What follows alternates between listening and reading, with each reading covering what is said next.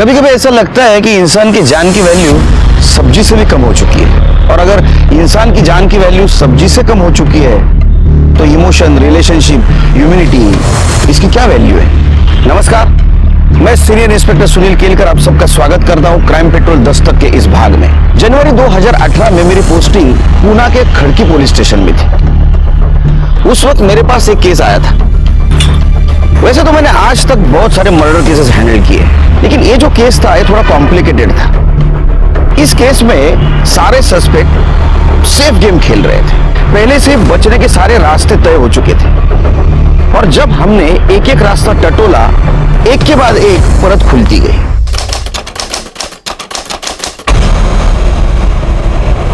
जय माता दी। माता दी। वही इंसान ईश्वर के निकट होता है जिसने अपने इंद्रियों पर, मोह माया पर नियंत्रण पा लिया है। जय माता दी। इच्छापूर्णी माते की, इच्छापूर्णी माते की, इच्छापूर्णी माते की। कोल्ड ड्रिंक लाओ। माता जी प्रणाम।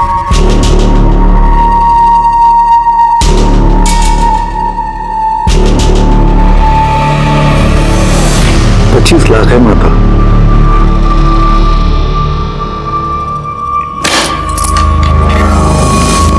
तो क्या इच्छा है तेरी? सिर्फ रखना है या इन्वेस्ट भी करना है? इन्वेस्ट करने माता। इच्छापूर्णी माँ की जय हो।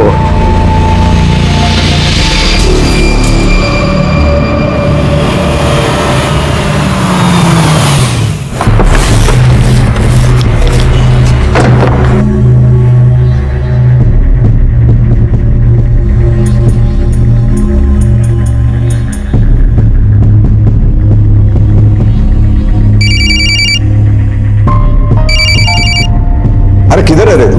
मेरे एड फिल्म का शूट पूरा होने के बाद मॉडल भेजने वाला है क्या?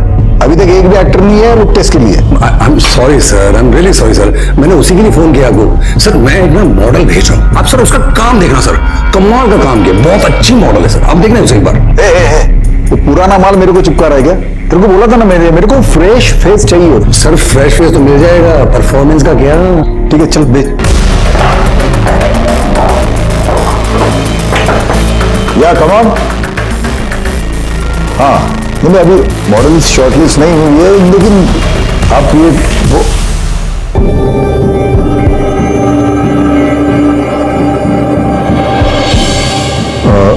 I'll call you later. Okay?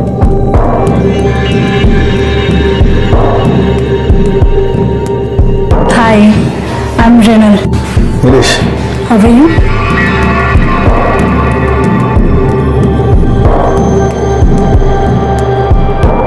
Can I sit? Oh yeah, sure.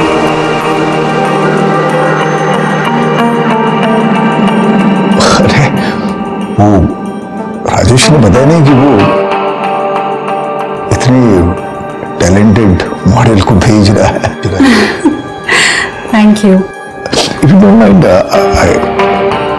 I want to see your figure because we are shooting for lingerie ad. Yeah, sure. Why not?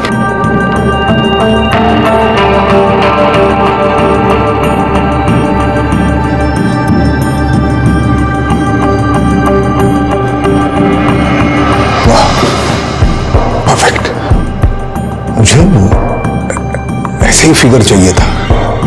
Actually मुझे exactly अंदाजा नहीं आ रहा था, इसलिए आपको कपड़े उतारने के लिए बोला। I am sorry. That's okay. Work is work. और वैसे भी, if it is related to work, I'm ready for everything. तो एक लुक टेस्ट कर ले। Sure. Why not?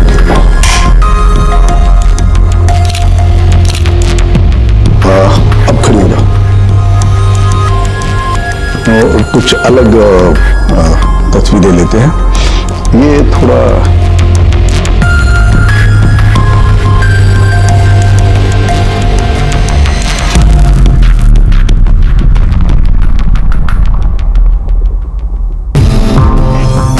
ये लो।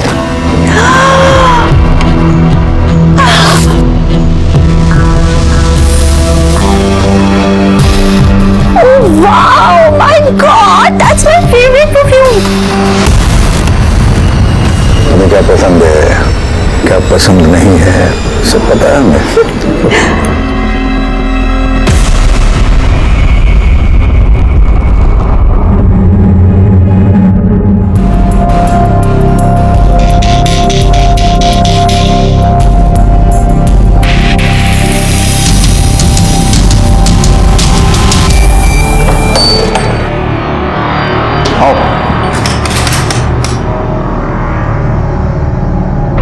कैसा लगा? अच्छा है, पर तुम्हारा होता तो ज्यादा अच्छा होता। कम ऑन यार, अरे दोस्त का हो या मेरा हो क्या फर्क पड़ता है, हमें थोड़ी बसना है यहाँ पे, थोड़ी देर मजे करेंगे और निकल जाएंगे यहाँ से। गिफ्ट विफ्ट कुछ देते नहीं हो, बस एक ही चीज तुम्हारे दिमाग में रहती है, इस बार मुझे मेरा गिफ्ट चाहिए। अरे हाँ पता है ना, बहुत सारे गिफ्ट दूंगा, लेकिन मैं दूंगा ना। अरे ये ट्रिप गिफ्ट ही तो है, मान जाओ ना, मान जाओ ना।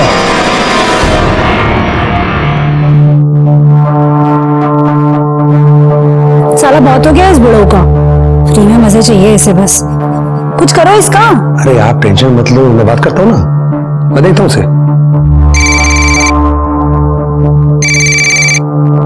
हेलो, अरे ये मृणाल किधर है? सुबह से 50 फोन कर चुका हूँ, एक का भी रिप्लाई नहीं है। अरे भाऊ, वो असल में क्या है कि वो मृणाल जो है ना 3 हफ्ते के लिए अब्रॉड गई है शूटिंग पे, और आप मेरे ख्याल से बिजी होगी तभी आपका फोन उठा नहीं पा रही। क्या अब्रॉड गई हो 3 वीक के लिए? हाँ। अरे मुझे तो कुछ भी नहीं बोला। अब 3 हफ्ते मैं क्या करूंगा यहाँ पे? अरे भाऊ मैं हूं ना, अरे कमाल का माल भेजूंगा, आप जैसा बोलोगे वैसा।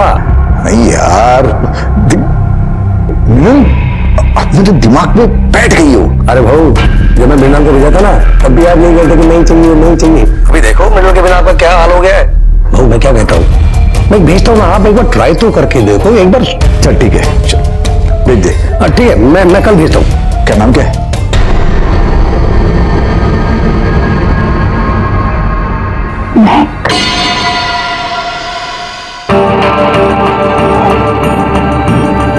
देखो अब मैं तुम्हें सिचुएशन एक्सप्लेन करता हूँ। हम लोग एक मेंस परफ्यूम का ऐड बना रहे हैं, तो मैं सिचुएशन देता हूँ तुम्हें।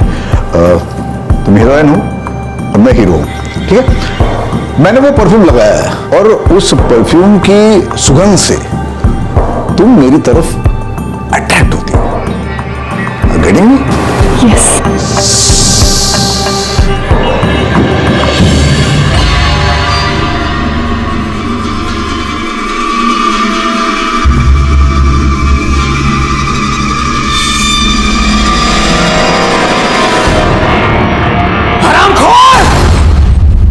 आज मैं तुझे नहीं छोड़ूंगा। हमें बर्बाद करके लोगों के करियर बनाया है तू। आज मैं तुझे नहीं छोड़ूंगा, तुझे बचाने कोई नहीं आएगा। इस उम्र में ये सब करते हुए शर्म नहीं आती? शर्म नहीं आती? चिल्ला चिल्ला और चिल्ला।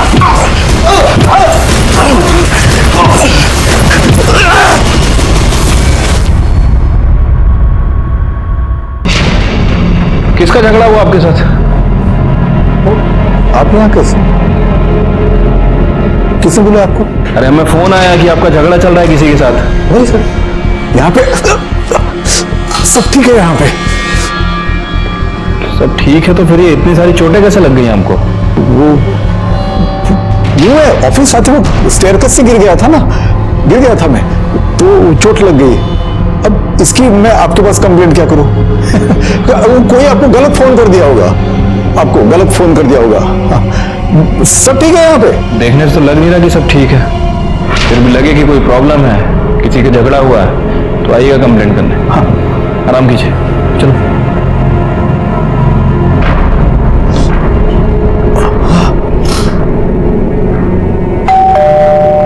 आ रहा हूँ। मैडम है बेडरूम में। इतना गुस्सा क्या हुआ? ये देखो, देखो क्या भेज रहा है मुझे। मुझे तो पता भी नहीं चला उसने ये कब रिकॉर्ड किया है, नहीं तो मैं तब के तभी सब कुछ बराबर कर देती। अब क्या करूं मैं? एक तो बुढ़ा वीडियो भेज रहा है और साथ में मैसेज भी भेज रहा है कि मेरे लिए कुछ करो। नहीं तो मैं कुछ करूंगा। क्या करेगा वो? कुछ करो इसका, अभी क्या भी कुछ करो, नहीं तो मैं कुछ कर दूंगी। टेंशन मत लो, मैं बात कर लूँ ना। कुछ करो बेटा। हाँ टेंशन मत लो, टेंशन मत लो। हमें बुढ़ा धमकी दे रहा है इसकी तो मैं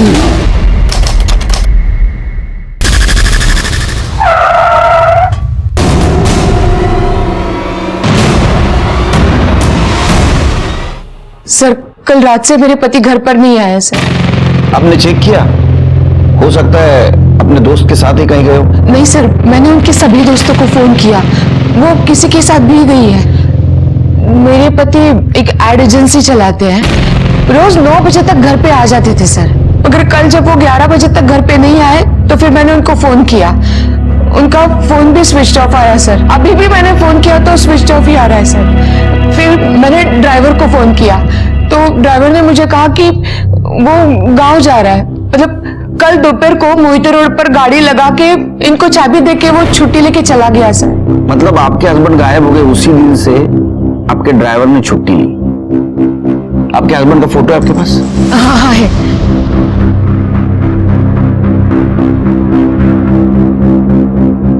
तो बिल्कुल क्लियर नहीं। कोई दूसरा फोटो नहीं है?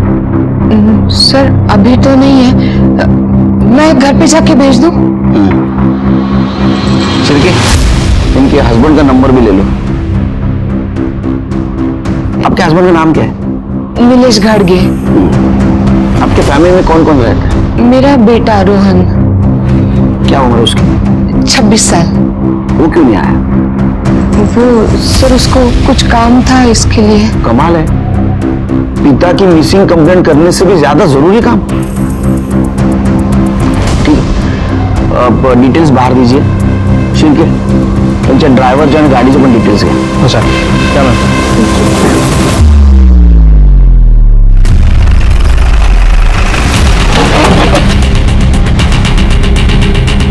यही गाड़ी? सर गाड़ी तो यही है।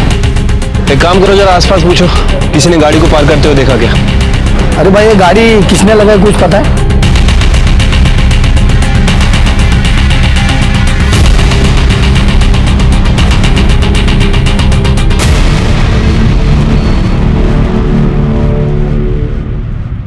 ए रघु, अरे क्या चाय बनाई यार, बिल्कुल शक्कर नहीं इसमें, शक्कर डाल। पता है ना तेरे को? और एक रघु क्या कर रहा है? बस कर। अरे दे दे दे। सर ऑलरेडी चाय इतनी मीठी सर। अरे रघु बराबर चाय बना रहा है मेरे। सिरके हम इतने कड़वे लोगों के बीच में रहते हैं ना, कुछ दिन के बाद हम भी वैसे बन जाएंगे, इसलिए मीठे की बहुत जरूरत है। सर ये कोई रीजन नहीं हुआ मीठा पीने का। अच्छा ये नीलेश मिसिंग केस का क्या हुआ? सर वो गाड़ी थी, वो वहीं पे कई दिनों से पार्क थी, लेकिन किसने पार्क की किसी को कुछ पता नहीं चला, और आसपास कोई सीसीटीवी कैमरा भी नहीं था, इसलिए अभी तक हमें भी कुछ पता नहीं चला। वैसे मैंने रत्ना से स्पेयर की लेके उस गाड़ी को फॉरेंसिक के लिए भेज दिया है। ये पब्लिक भी ना सब पुलिस पे डाल देती है। अब इतने दिनों से वहाँ गाड़ी पड़ी है, किसी को कुछ नहीं। कल एक्सीडेंट हो जाएगा, फिर पब्लिक हमारे पास आ जाएगी। नीलेश के ड्राइवर का क्या हुआ? सर वो गांव गया हुआ था, मैंने फोन कर दिया, वापस आ रहा है। चिरके ये रत्ना है ना, उसका फोन मॉनिटर करो। अगर किडनैपिंग केस है तो उसको रैंसम कॉल जरूर आएगा। ठीक है सर, देख लीजिए। रत्ना ने नीलेश काटके की फोटो भेजी है। सर ये तो वही नीलेश है जिसके साथ ऑफिस में किसी ने मारपीट की थी, और ये उसके खिलाफ कंप्लेंट भी नहीं करना चाहता था। वो है ऑफिस साथी, वो स्टेयरकेस से गिर गया था ना। अब इसकी मैं आपके पास कंप्लेंट क्या करूं? मुझे इस केस में झगड़े का और बदले का एंगल ज्यादा लग रहा है। चलो पता करते हैं ऐसी क्या वजह थी कि नीलेश ने मार खाने के बाद भी जिसने उसे मारा उसके खिलाफ पुलिस में कंप्लेंट नहीं की।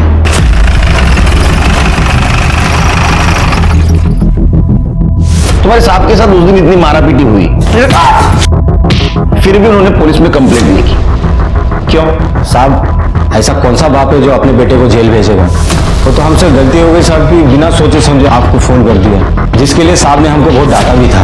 अपने बेटे को जेल भेजना मतलब? साहब उस दिन मारापीटी हुआ था ना, वो कोई और नहीं, साहब का बेटा रोहन ही था।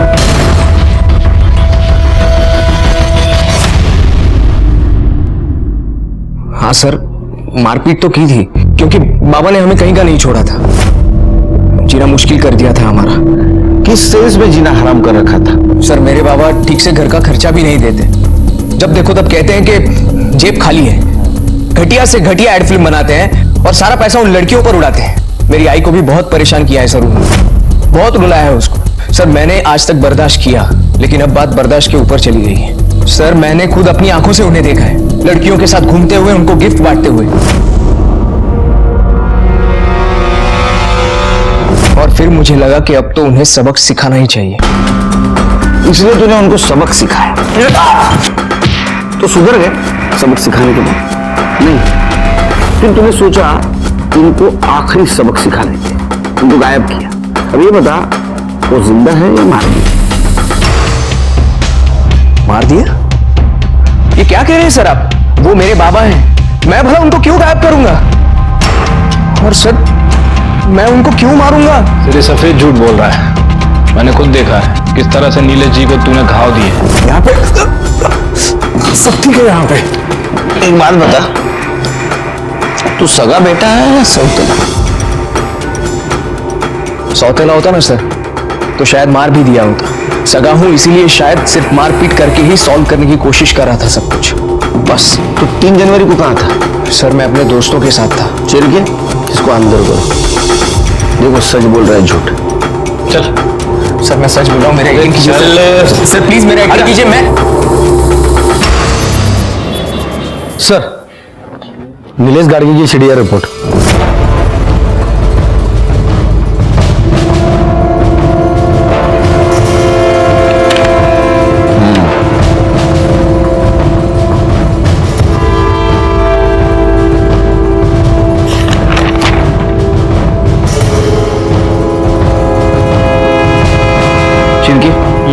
ये वो 3 नंबर है जिसमें 3 हफ्तों से लगातार नीलेश टच में था।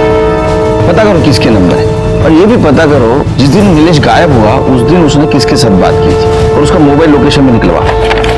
ठीक है सर।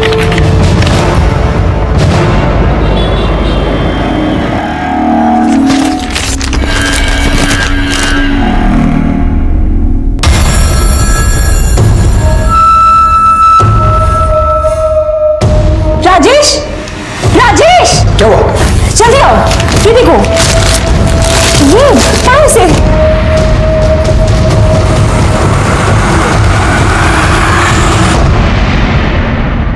हे बघ, मी आधीच टेंशन मध्ये, वो टेंशन में एक चाय एक्स्ट्रा पी ली तो क्या हुआ, और वो भी बिना शक्कर की पी। यार कितना शक करोगी मुझ पे? नहीं चलो बाद में फोन कर दो। नहीं बाद में करता हूँ। हाँ मैं भी चल रहा हूँ। सर ये नीलेश के मोबाइल लोकेशन रिकॉर्ड्स, इनके हिसाब से उसकी लोकेशन 3 जनवरी को शाम को 4 बजे ओल्ड ब्रिज की थी। उसकी गाड़ी मोहिती मार्केट में मिली थी और उसका लास्ट मोबाइल लोकेशन दिखा रहा है ओल्ड ब्रिज। इसका मतलब ऐसा हो सकता है कि वो दूसरी गाड़ी से वहां गया, लेकिन कोई भी गाड़ी से गया होगा तो टोल नाका क्रॉस करके गया होगा। सर कि टोल नाके का सीसीटीवी फुटेज मंगाओ। ठीक है सर। वैसे सर वो मैंने नीलेश के ऑफिस में पूछताछ की थी, वहां पता चला है कि नीलेश का किसी आदमी के साथ झगड़ा हुआ था। उसने नीलेश को काफी धमकाया भी था और नीलेश के ड्राइवर सहजू ने नीलेश को बचाया था। सर जिसने धमकी दी थी उसका नाम है धीरज साठम, पेशे से ऑर्गेनाइजर है, इवेंट ऑर्गेनाइजर। पुलिस स्टेशन बोला। ठीक है सर नीलेश गाड़ी का ड्राइवर सहजू आया है। इंस्पेक्टर साहब मैं अपने साहब को गायब नहीं किया, अगर करता तो आपके बुलाने पे खुद यहाँ चल के नहीं आता। तू नहीं आता तो तेरे को लेके आते, समझे? 3 जनवरी को तू नीलेश के साथ था? हाँ साहब, सुबह 11 बजे उनको लेके ऑफिस में गया, फिर वहां से 1 बजे एक मीटिंग के लिए गए। वहां से वापस आते वक्त 2 बजे साहब को किसी का फोन आया तो उनको उन्होंने वहीं पे बुला लिया मीटिंग को। किसका फोन था? मालूम नहीं साहब, लेकिन साहब मेरे को बोले कि वो मोहिती लेन में मार्केट के पास गाड़ी पार्क कर दूं और चाबी उनको आके दे दूं और फिर मैं गाँव चला जाऊँ। वो गाँव जाने का छुट्टी बोला था उनको। उसके बाद नीलेश से मिला तू? हाँ मतलब मिला नहीं, देखा था साहब मैंने उनको। वो मैं आगे रिक्शा के लिए रुका था तो साहब मुस्कुराते हुए किसी के गाड़ी में बैठे और आगे निकल गए। उन्हें देखोगे तो पहचानोगे? पक्का नहीं बोल सकता साहब, ये कांच पे वो सनशेड लगाया था, सिर्फ साहब को देखा, बाकी लोग को देख नहीं पाया, गाड़ी निकल चुकी थी। 6 महीने से इधर तेरे पीछे भाग रहा हूँ। हाँ, मेरे 2.5 करोड़ रुपए मुझे दे, वरना है ना तेरे पहुंच से भी ऊपर पहुंचा दूंगा, समझा ना? छोड़ दे। चले चल निक। 15 दिन की मोहलत देता हूँ तुझे, वरना समझ ले मैं क्या कर सकता हूँ। चल निकल चल। लेकिन साहब शांत स्वभाव के आदमी, वो फिर भी उससे प्यार से ही बात कर रहे थे। धीरज के अलावा और किसी के साथ झगड़ा था? झगड़ा तो नहीं साहब, लेकिन इसके साथ मतलब उनका मचमच चल रहा था। किसके साथ? वो इच्छा पूर्णिमा के साथ। क्या झगड़ा था? शायद पैसों को लेके कुछ था साहब। 2 जनवरी को रात 9 बजे साहब आश्रम में थे। मैं बाहर उनका इंतजार कर रहा था, इतने में अंदर से झगड़े की आवाज आई। देख, मेरे सारे पैसे मुझे वापस चाहिए, और अगर मेरे साथ शांति करने की कोशिश की ना तो सारी दुनिया को बता दूंगा कैसी इच्छा पूर्णिमा है तू, और तेरे सारे काले धंधे में सारे लोगों के साथ। अपने औकात में रह, समझा? पता है ना किसके साथ बात कर रहा है तू? मेरी पहुंच ऊपर तक है। सिर्फ 2 मिनट लगेंगे तुझे खत्म करने के लिए। सुन, इसे यहां से बाहर फेंक दे, और दोबारा आश्रम के आसपास भी दिखा ना तो हाथ पैर तोड़ देना इसके। ले जाओ इसे। ये ठीक नहीं किया तूने। मैं देख लूंगा, मैं सबको देख लूंगा। ठीक है, तुम जा सकते हो, जब तक केस चल रहा है शहर से बाहर नहीं जाने का। हाँ साहब। शिरके, ये नीलेश की गाड़ी हमें मोहिते मार्केट में मिली। उसके मोबाइल का लास्ट लोकेशन ओल्ड ब्रिज था, और ये सेजू के कहने के मुताबिक व्हाइट कलर की है साहब। एक काम करो, मोहिते मार्केट से लेके ओल्ड ब्रिज तक का सारा सीसीटीवी फुटेज निकालो, देखो उसमें गाड़ी मिलती है क्या। ठीक है सर। उससे पहले मेरी इच्छा हो रही है इच्छा पूर्णिमा से मिलने की।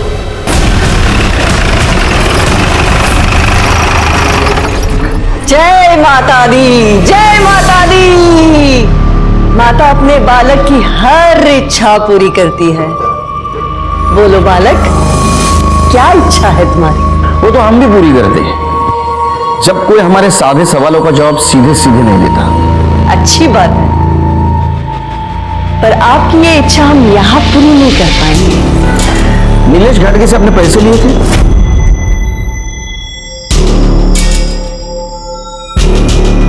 पैसे नहीं, दान दिए थे उसने इस आश्रम के लिए। दान दिया था तो फिर वापस क्यों मांग रहा था?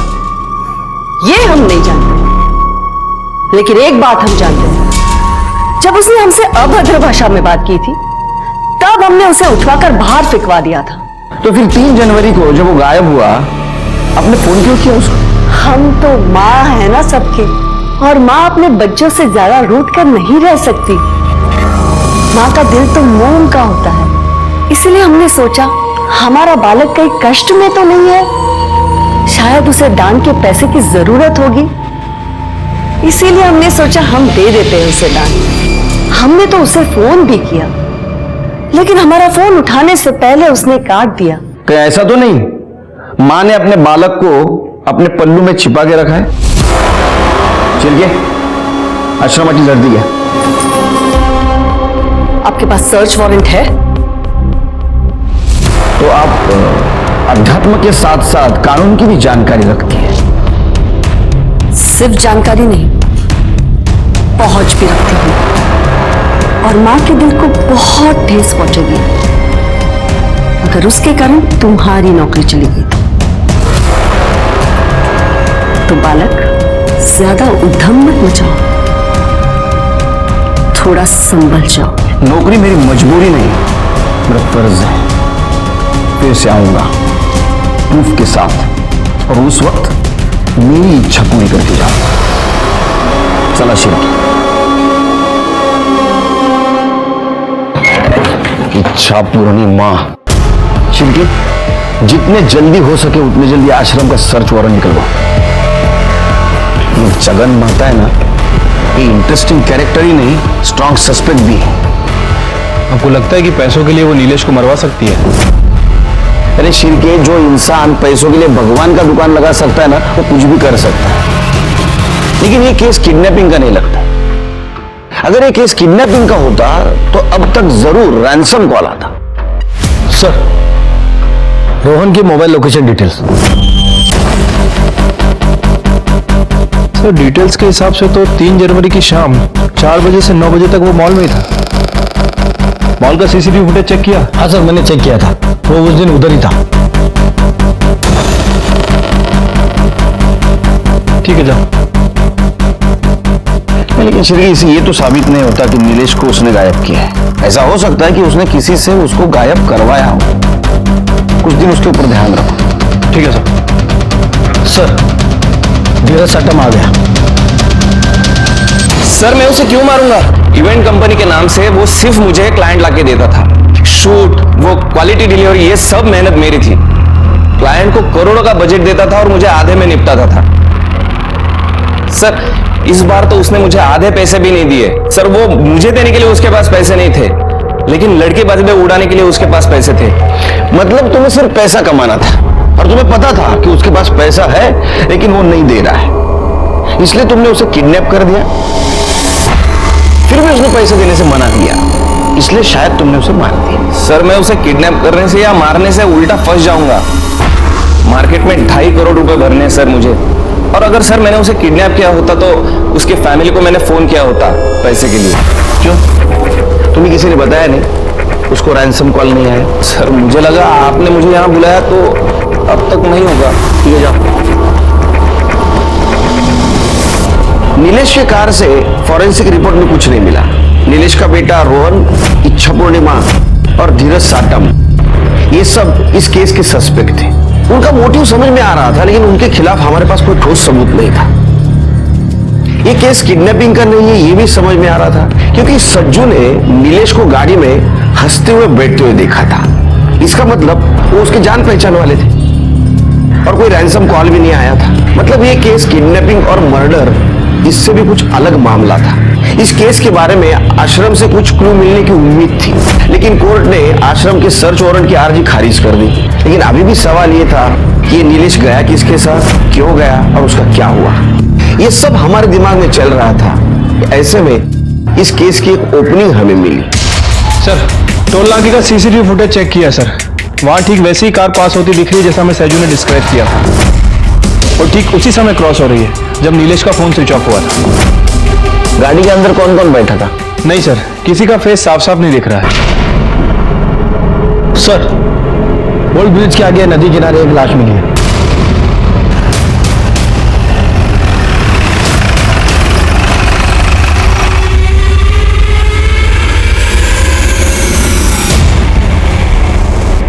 बॉडी कई दिनों से पानी में थी सर, इसीलिए पूरी तरह से डिकम्पोज्ड हो चुकी है और मछलियों ने काफी ज्यादा हिस्सा खा भी लिया है। यहाँ के लोकल मछुआरों ने हमें फोन किया और उन्होंने बाहर निकाला। हमारी पैरामेडिक्स टीम के मुताबिक जिस टाइप का ये बॉडी है उस हिसाब से ये नीलेश की बॉडी हो सकती है। अच्छा, तो एक काम करो, उसके फैमिली को बुलाओ आइडेंटिफिकेशन के लिए और बॉडी को पोस्टमार्टम के लिए भेज दो। ठीक है सर।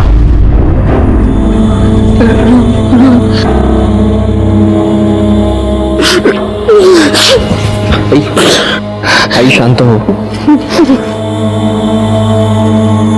ये कुछ सामान मिला है।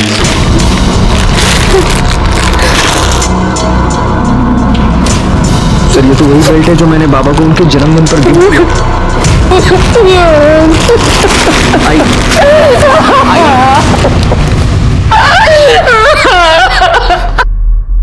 शिरके, ये बेल्ट और चेन की पहचान से ये नहीं साबित होता कि ये बॉडी नीलेश की है। तो बॉडी का और रोहन का डीएनए मैच करा। ठीक है सर। सर नीलेश के कॉल रिकॉर्ड में जो 3 नंबर मिले थे उनमें से 1 नंबर धीरज का है, बाकी के 2 नंबर किसी राजेश पाटिल और रति शिंदे के नाम रजिस्टर्ड है। इन दोनों के साथ नीलेश लगातार टच में था, लेकिन रति शिंदे के साथ पिछले 1 महीने से उसका कम्युनिकेशन बंद है और राजेश पाटिल के साथ 3 जनवरी को उसने आखिरी बार बात की थी। दोनों को पुलिस स्टेशन बुला। सर मैंने दोनों का फोन ट्राई किया, लेकिन दोनों का ही फोन बंद है 3 जनवरी के बाद। कितने तारीख से? 3 तारीख से। 3 जनवरी? जी सर। मतलब जिस दिन नीलेश गायब हुआ? हाँ सर। एक और इंटरेस्टिंग बात, नीलेश का फोन बंद होने से पहले उसके फोन पर किसी यास्मीन का कॉल आया था। ये यास्मीन यही नया नगर में ब्यूटी पार्लर चलाती है। और ये राजेश पाटिल और रति?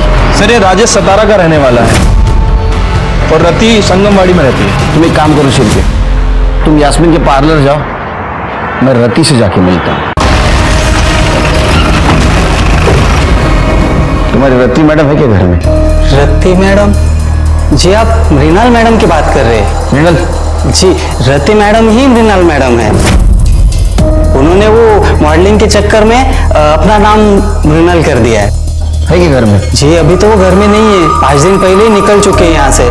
बोल के गई थी कि किसी शूटिंग पे जा रही हूँ। अकेली गई? नहीं साहब, वो राजेश पाटिल साहब भी थे ना साथ में। राजेश पाटिल? वो भी मॉडलिंग करते? नहीं साहब, वो तो पिछले कुछ दिनों से यही रहते हैं मैडम के साथ। रिलेटिव है? नहीं साहब, दरअसल बात यह है कि वो कुछ अलग टाइप के फ्रेंड है। राजेश साहब का अपना भी काम धाम चलता है, वो नेता वेता लोग के साथ भी, और मैडम का पूरा काम वही देखते हैं।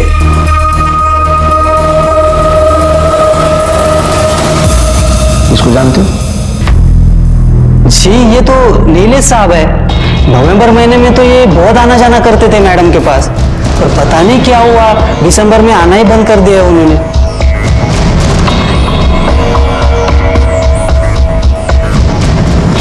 तुम्हारा नंबर दे दो उनको। मेरा नंबर?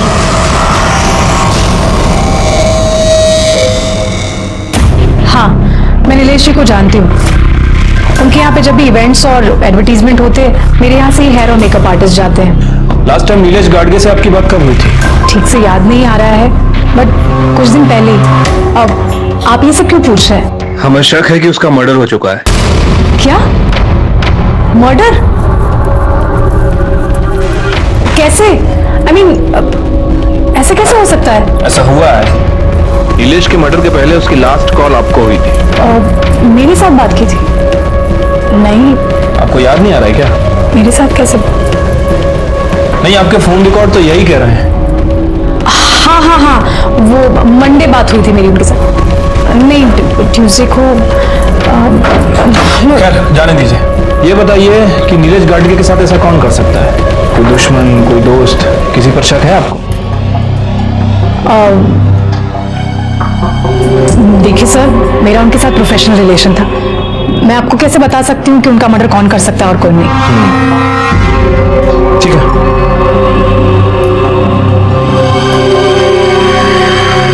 अच्छा, यास्मीन ने कुछ बताया? हाँ सर, ये यास्मीन कह रही है कि इसके साथ नीलेश का प्रोफेशनल रिलेशन था। वैसे काफी ओवर एक्टिंग कर रही है सर ये। अच्छा, ध्यान रखो उस पर। ठीक है सर। रोहन के डीएनए टेस्ट से पता चला कि वो बॉडी नीलेश की ही थी, और पीएम रिपोर्ट से ये पता चला कि नीलेश का मर्डर गला दबाने से हुआ है, और वो भी 3 जनवरी को शाम 4 से 6 बजे के बीच में। यानी ऐसा हो सकता है कि उसको ओल्ड ब्रिज पे मारा गया, लेकिन सवाल ये अभी भी था कि क्यों और किस लिए। ऐसे में हमें और एक इंफॉर्मेशन मिली कि राजेश के क्रेडिट कार्ड से गोवा के लिए 2 फ्लाइट की टिकट बुक की गई है, राजेश पाटिल और रति शिंदे के नाम से।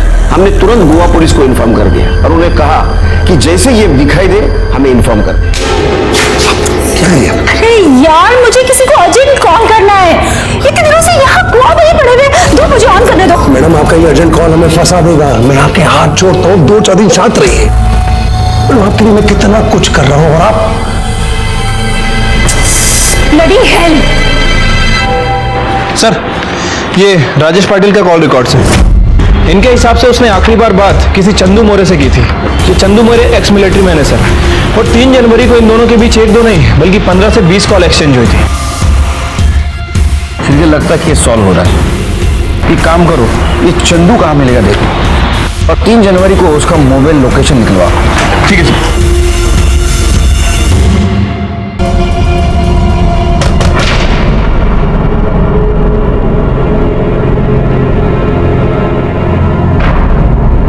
पेपर का पेमेंट लेने आया हूं। कितना हुआ? अरे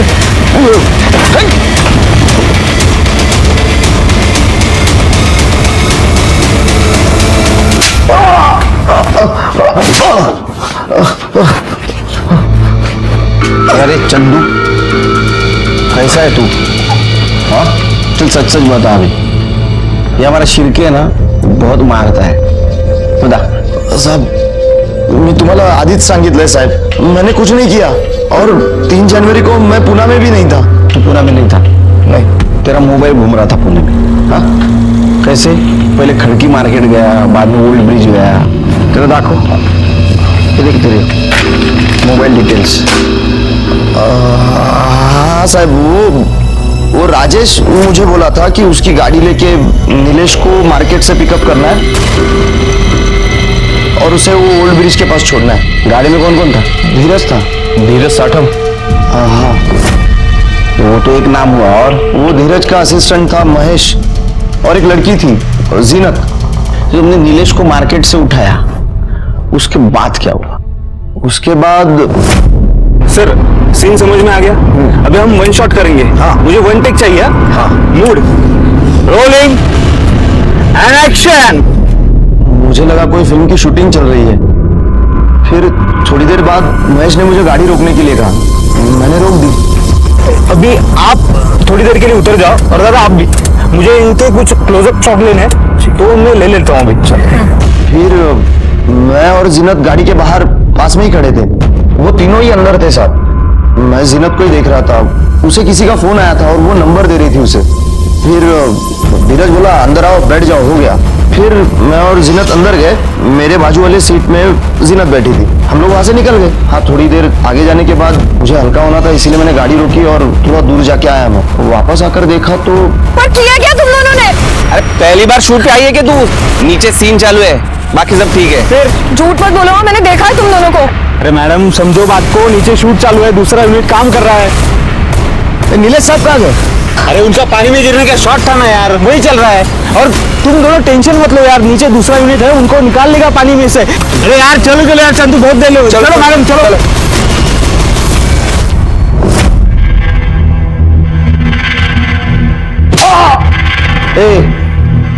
वो धीरज की और नीलेश की दुश्मनी थी। अगर धीरज गाड़ी में रहता तो नीलेश कैसा बैठता? हाँ साहब, मैंने इतना दिमाग नहीं लगाया। अब मुझे राजेश ने जितना बोला उतना मैंने किया। उसने जिसको जहां छोड़ने बोला था वहां छोड़ा मैंने। फिर मुझे न्यूज पे पता चला नीलेश की बॉडी मिली थी नदी के पास। फिर मैं डर गया कि कहीं मैं फंस ना जाऊं। मैं भी तो था ना गाड़ी में, इसीलिए मैं शिल्पा को लेके चिपके बैठा था। महेश की डिटेल्स दे। जी, मेरे पास उनके बारे में कोई जानकारी नहीं है। हम तभी मिले थे ना कुछ देर के लिए। फिर उनको रोड पे छोड़ा और उसके बाद हम चले गए। चल, जीनत का मोबाइल नंबर। जीनत का नंबर नहीं, मुझे याद नहीं आ रहा।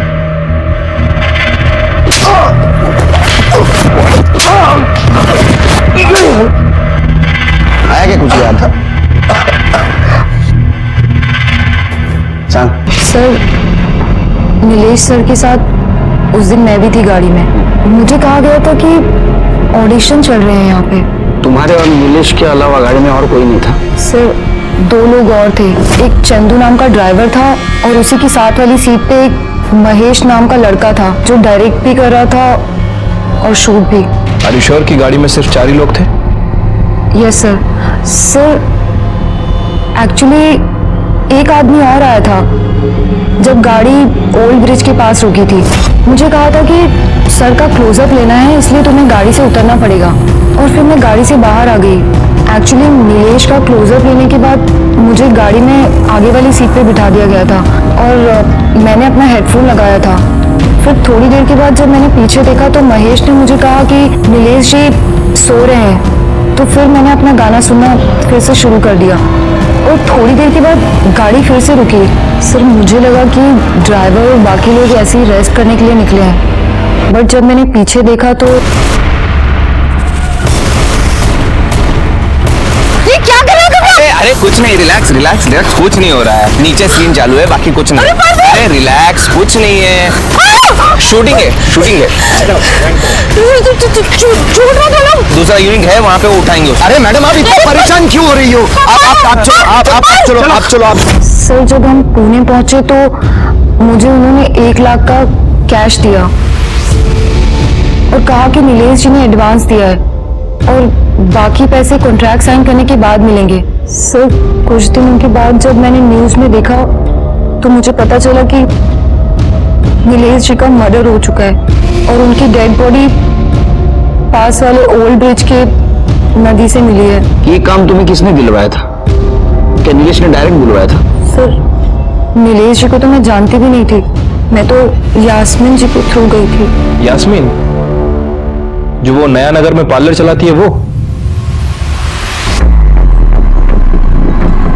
सर, मैं मैं लड़कियां सप्लाई करती हूँ, अपने पार्लर को ऑफिस की तरह यूज करती। नीलेश और राजेश के यहाँ नई लड़कियां भेजती थी। सर मुझे बिल्कुल भी आइडिया नहीं था कि वो लोग नीलेश का मर्डर करने वाले हैं।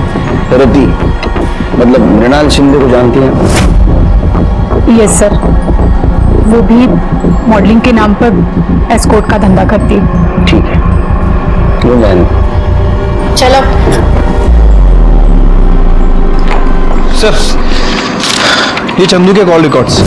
सर, नीलेश के गायब होने के बाद चंदू एक नंबर पे बात कर रहा था। जब उस नंबर के बारे में डिटेल्स निकाली तो पता चला वो नंबर गोवा में है। लेकिन सर, हैरानी की बात यह है कि वो नंबर मृणाल के नौकर का था और नौकर इस वक्त पुणे में है। चंदू एक ही नंबर से बात कर रहा था।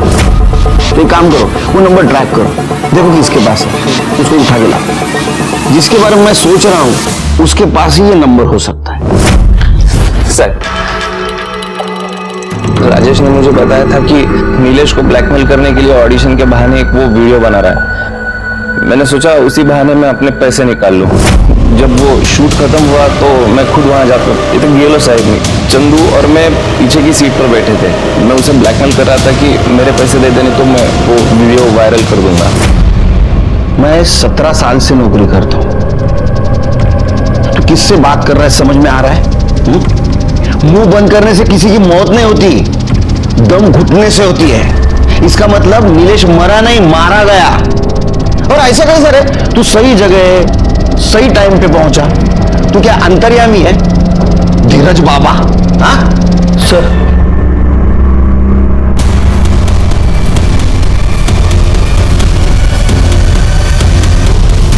इतनी जल्दी क्या राजेश जी?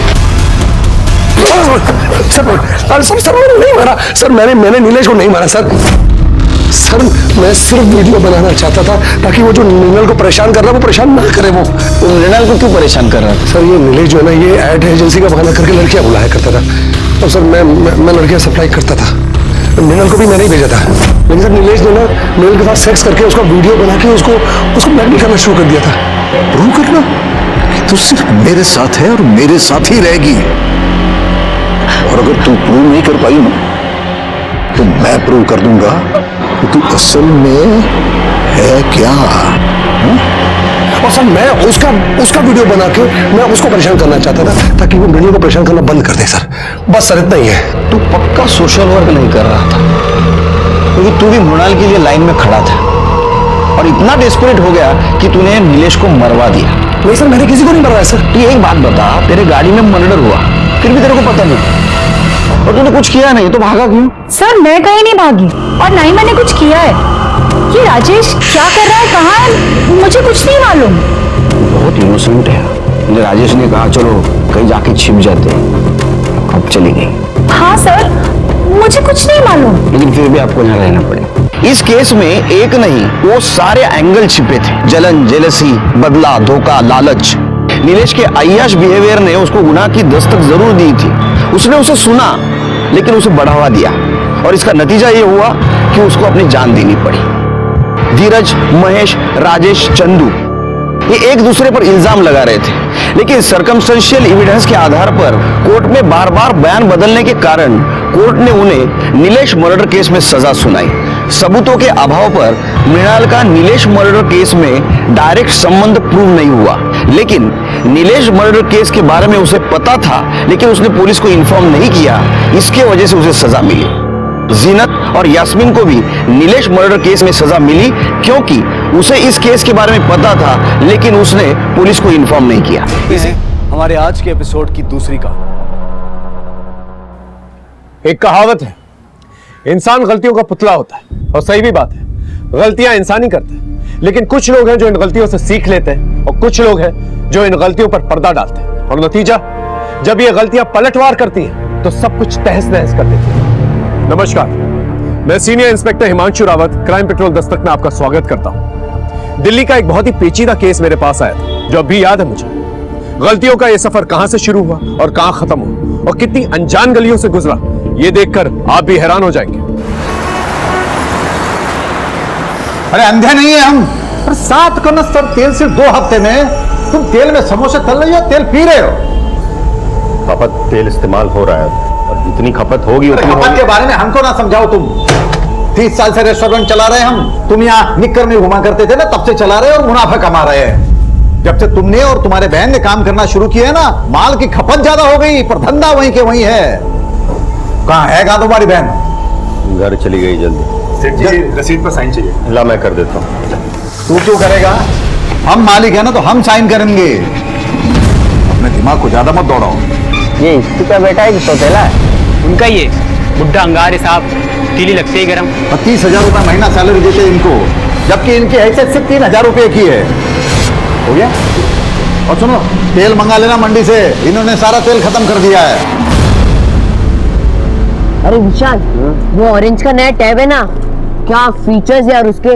अच्छा ये बता, तू वीकेंड्स में गया था, तुझे फोन कर करके ना मेरी उंगली घिस गई। किसी को पटा लिया है क्या? कुछ भी यार। सुन ना, अब तू एक काम करना, तो चल मैं आता हूँ। चल बाय बाय।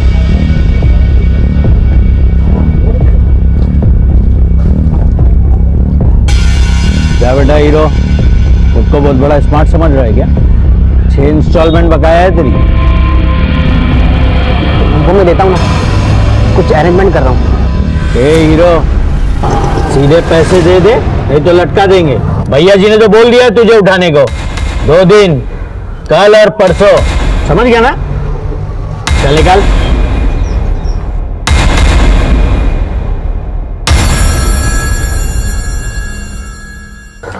दद्दू, मुझे आपसे कुछ बात करनी है। 1 मिनट, वो हो जाएगा, मैं कर दूंगा। जाओ, बोल। दद्दू, मुझे कुछ पैसे चाहिए। पैसे?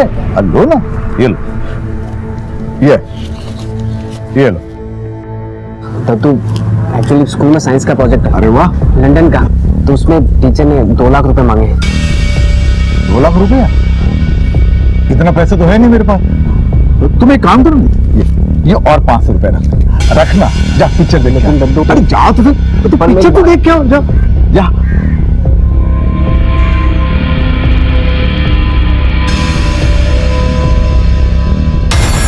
रस्तों की तुम बाप नहीं हो हमारे, जो तुम्हारा कहना मान ले। अरे शर्मा जी, ये मैं थोड़ी ना कह रहा हूँ, ये हाउसिंग सोसाइटी वाले कह रहे हैं।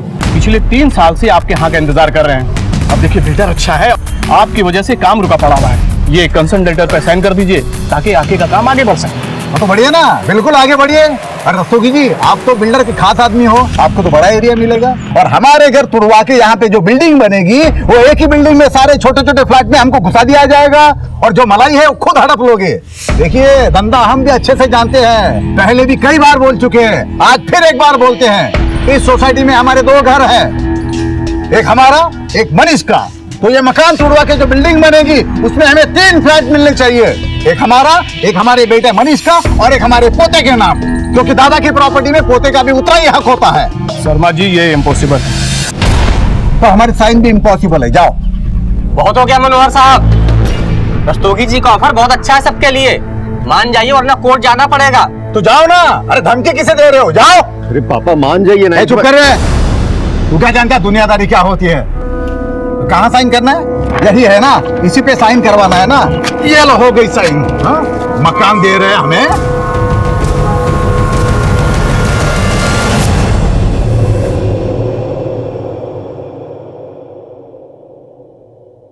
कैसा लगा घर? शानदार। देखा ना? हाँ। और रेस्टोरेंट तो तुमने देखा ही होगा ना? हाँ, रेस्टोरेंट दिखा दिया होगा, अब घर भी दिखाने लाए हो। अच्छा है। पापा, ये विकास है, मैंने बताया था ना आपको। हाँ, तो तुम शादी करना चाहते हो इससे? जी। उम्र क्या है तुम्हारी? 26। और इसने कितनी बताई अपनी? 27 बताइए पापा। 34 की है ये, तुमसे 8 साल बड़ी है। करते क्या हो? शॉप है। तुमको पूछा है? देखो बात ऐसी है भाई, ना तो शादी का कोई खर्चा मिलेगा ना दहेज मिलेगा।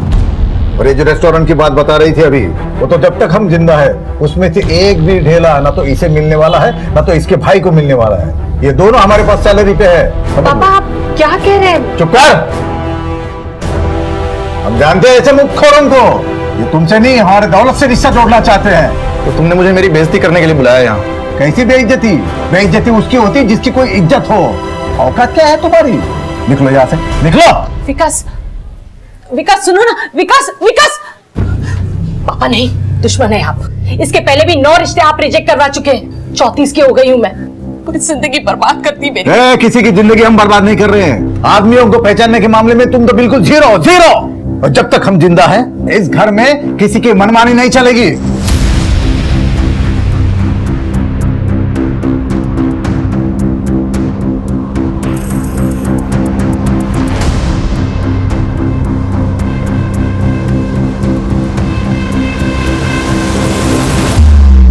सही कहा तुमने, अब कोई रास्ता बचा ही नहीं है। नहीं, क्या करें, मजबूरी है। नहीं, तुम वही करो जो तुम कह रहे थे। हाँ ठीक है।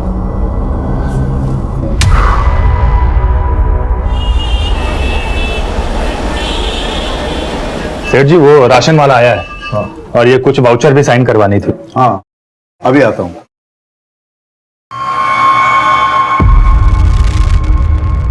शुभम। जी सेठ जी। चलो। हाँ ये लीजिए।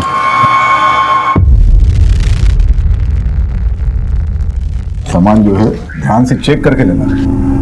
अच्छा सेठ जी, नमस्ते।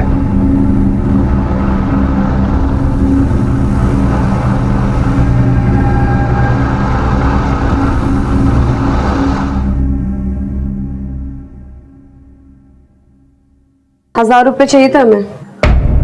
1000 रुपये किस लिए? पिछले हफ्ते तुमने 2000 रुपये लिए थे। अब देते हैं कि हम जाएं, कल से आएंगे नहीं। और फिर पता है ना उसके बाद क्या होगा? ना सुनने की आदत नहीं है।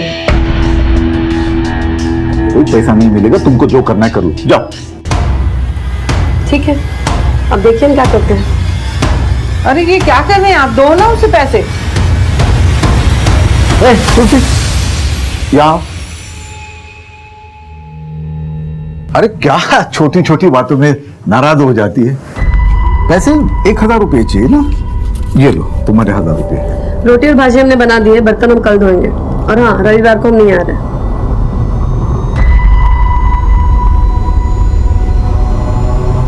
इस घर को और धंधे को संभालते संभालते थक गया हूं मैं।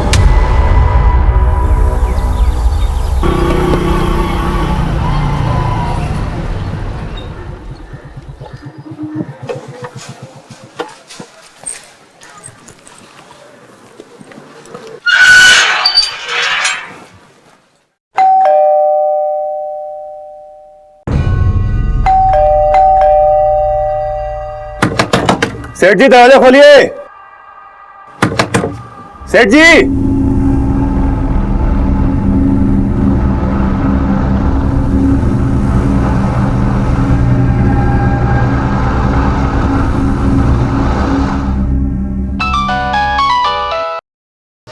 हाँ बोल शुभम। हाँ मनीष भैया, अरे वो हम सेठ जी को लेने के लिए आए थे, लेकिन कब से डोरबेल दबा रहे हैं, कोई दरवाजा ही नहीं खोल रहा है। क्या? अरे बहुत देर से ट्राई कर रहे हैं, कोई रिस्पॉन्स ही नहीं आ रहा है। आप जल्दी आइए, हमको बहुत टेंशन हो रहा है। अच्छा मैं चाबी लेकर आता हूँ अभी। हाँ रुकना वहीं पर। हाँ अरे त्रिखा, लेकिन अभी अभी तक नहीं खुला भैया, देखिए ना अभी तक नहीं खुला। चलो चलो चाबी ला। कब से डोरबेल दबा रहे हैं हम। हाँ आ जाओ आ जाओ। पापा पापा पापा, सेठ जी, मम्मी मम्मी मम्मी, सेठ जी दीदी।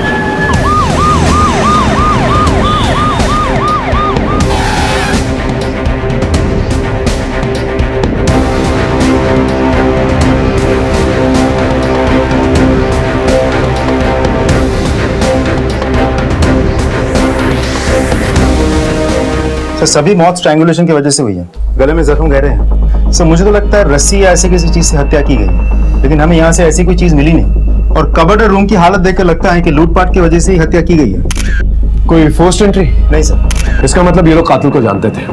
कातिल के लिए दरवाजा खोला, कातिल अंदर आया, इनको मार के फरार हो गए। 3 हत्याएं हुई। सभी थानों को अलर्ट करो और पता करो कोई लूट मार वाला गैंग सक्रिय तो नहीं। सब सर घर में ज्यादा पैसे नहीं रहते थे, रेस्टोरेंट की कमाई हर तीसरे दिन पापा बैंक में जमा करवा देते थे। सर मम्मी के जेवर भी ज्यादातर लॉकर में ही रहते थे बैंक के। आप लोग किधर रहते हैं? सर मैं और मेरी फैमिली यहीं कॉलोनी में आगे रहते हैं। कल मैं आया था पापा से मिलने। क्यों? रोज ही आता हूँ सर गुड नाइट कहने। क्या बातचीत हुई थी कल?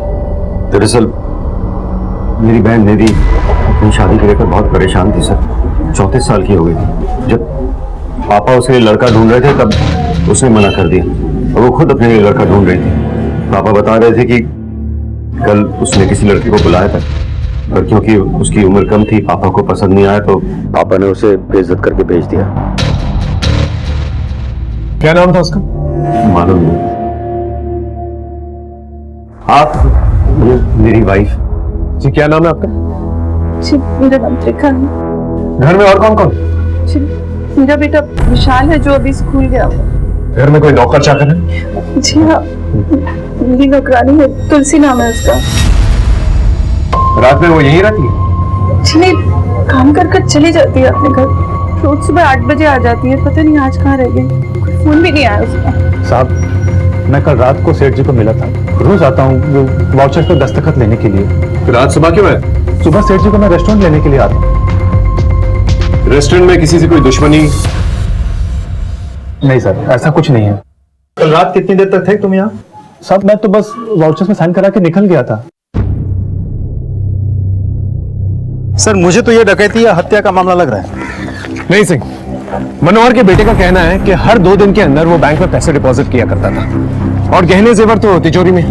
चोरी सिर्फ एक बहाना है पुलिस को गुमराह करने का, असली मसला कुछ और है। हो सकता है सर। ये इनके यहाँ जो काम करती है तुलसी, उसे पूछताछ के लिए बुला और निधि के कॉल रिकॉर्ड चेक करो, पता करो कौन सा आदमी जिसे उसने घर पे बुलाया था। तो आपके कहने का मतलब है कि उसने अपनी बेइज्जती का बदला लिया। लेकिन सर अगर वो ऐसा करता भी है तो निधि को क्यों मारेगा? अभी फिलहाल कुछ कहा नहीं जा सकता। घर वालों के कॉल रिकॉर्ड चेक करो और आस पड़ोस में पूछताछ करो, शायद किसी ने कुछ देखा। सर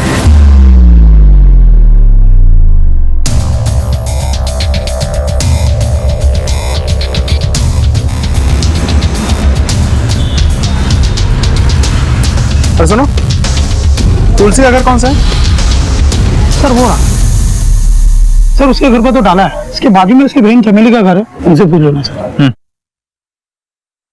साहब तुलसी बहन है मेरी, मनोहर साहब के यहाँ काम छोड़ने बोल रही थी। क्यों? क्या मालूम साहब क्या हुआ है वहाँ पे। जब भी वो बोलती थी काम छोड़ने के लिए, मनोहर साहब उसकी तनख्वाह बढ़ा देते हैं। अच्छी तुलसी और कहाँ कहाँ काम करती है? बस मनोहर साहब और उनके बेटे मनीष के यहाँ काम करती थी। मनीष? अरे साहब मालूम नहीं कैसे हर महीने तनख्वाह बढ़ती थी तुलसी की मनोहर जी के घर पे। हर महीने? कहीं मनोहर जी का कोई चक्कर तो नहीं था तुलसी के साथ? इस तरह से अचानक उसका गायब हो जाना कोई बड़ी वजह तो जरूर होगी। इस तुलसी के बारे में जल्द से जल्द पता लगा और फैमिली से पूछताछ करो, शायद कुछ पता चले। सब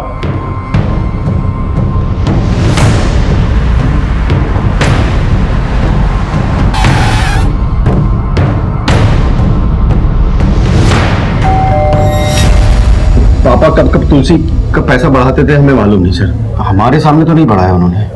ये मनोहर जी और तुलसी का कहीं कोई नहीं, पापा ऐसे नहीं थे। ये तुलसी का स्वभाव कैसा था? सब एकदम अक्खड़, मर्जी की मालिक। रोटी और भाजी हमने बना दी है, बर्तन हम कल धोएंगे। और हाँ, रविवार को हम नहीं आ रहे। ठीक है, लेकिन जब तक हमारी तहकीकात पूरी नहीं हो जाती, आप लोगों में से कोई भी हमें बिना इन्फॉर्म किए शहर से बाहर नहीं जाएगा। जी सर।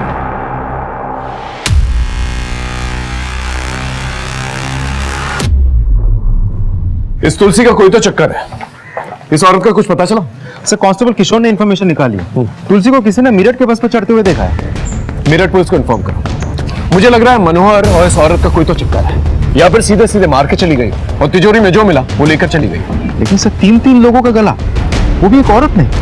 जवान औरत कर सकती, या फिर किसी की मदद ली, कुछ भी पॉसिबल। Yes sir. इस मनोहर शर्मा का बैंक अकाउंट किस बैंक में ये पता लगा, स्टेटमेंट निकालो। देखें तो सही कि हर 2 दिन में ये बैंक में पैसे डालता भी था या फिर बात कुछ और है। सर ये निधि के कॉल रिकॉर्ड उस शाम को इसके बाद किसी विकास सरीन से हो रही थी।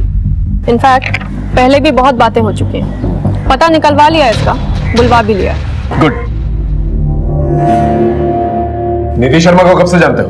सर 1 महीने से रिलेशनशिप में है मैं और निधि। कहाँ मिली? इंटरनेट पे। उम्र में तुझसे बड़ी है, पैसा देके उसके पीछे पड़ा। सर कैसे बात कर रहे हैं, वो अच्छी लड़की है। देख होशियारी मत कर, है नहीं थी, मर चुकी है वो। ये मुझे नहीं मालूम है सर। ये तो मालूम है ना, उसके बाप का रेस्टोरेंट। पहले नहीं पता था, बाद में मालूम हुआ सर। और निधि ने मुझे खुद प्रपोज किया था सर। अपने पापा से भी उसी ने बात करी थी। मैं जब उस दिन उसके घर गया, उस बुढ़े ने निधि के पापा ने सर मेरी इज्जत उतार ली। मैं मानता हूँ सर कि मन में थोड़ा लालच था कि मैं भी बड़े घर का दामाद बनूं, और दामाद बन नहीं पाया तो सबको मार के बदला ले लिए। उस रात को कहाँ था तू? सर यही था, बस्ती में ही था। लॉकअप में मत करो सर। लेके जाओ सर, मैंने कुछ नहीं किया, आप पता करवा लीजिए, मैं बस्ती में ही था। सर पता करो ये सच बोल रहा है कि नहीं, और मनोहर का बैकग्राउंड चेक करो। अगर एक सड़क चलता आदमी उसकी लड़की के जरिए उसे टारगेट कर सकता है तो कुछ और लोग भी हो सकते हैं। चलो। कहाँ था तू इतने दिनों से? कितने दिनों से फोन ट्राई कर, फोन क्यों नहीं उठाता तू? झुमके मेरे लिए अपने ब्याह के दिन पहनूंगी। चल बता कब रचा रहा है ब्याह, और ज्यादा टाल मटोल मत करना। कैसी लग रही हूं मैं?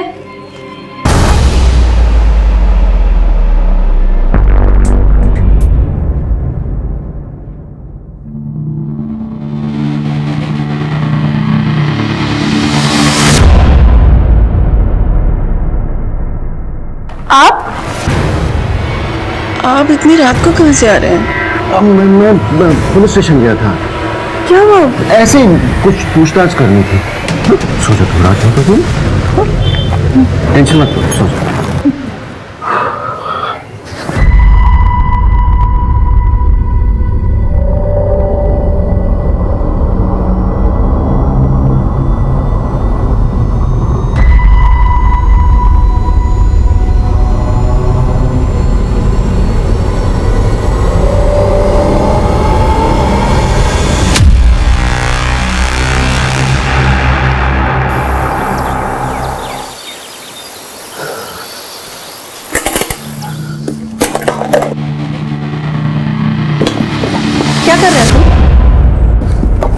कुछ नहीं माँ, बुक जमा कर रहा हूँ।